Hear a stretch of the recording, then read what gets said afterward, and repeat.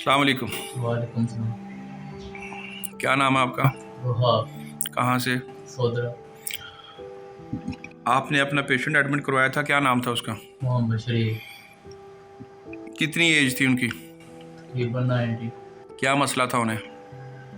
मसला बुजुर्ग हो गया है, इस वजह से थोड़ा सा ज़हन का मसला। ज़हनी मसला था।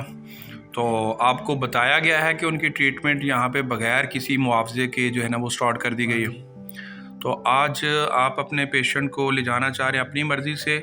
हाँ जी। कोई हॉस्पिटल की तरफ से आपको कोई परेशानी भाई पेशेंट ले जो हम संभाल नहीं सकते, हम ये नहीं कर सकते, नहीं। या कोई पैसों का मुतालबा किया गया हो कि इनकी मेडिसिन के या कुछ पैसे दो? नहीं। तो आप अपने मरीज़ के आप खुद ज़िम्मेदार हो? हाँ जी। जी? हाँ जी। जी भाई, आपका नाम? जुल्फ़ार। आपके क्या लगते हैं वो?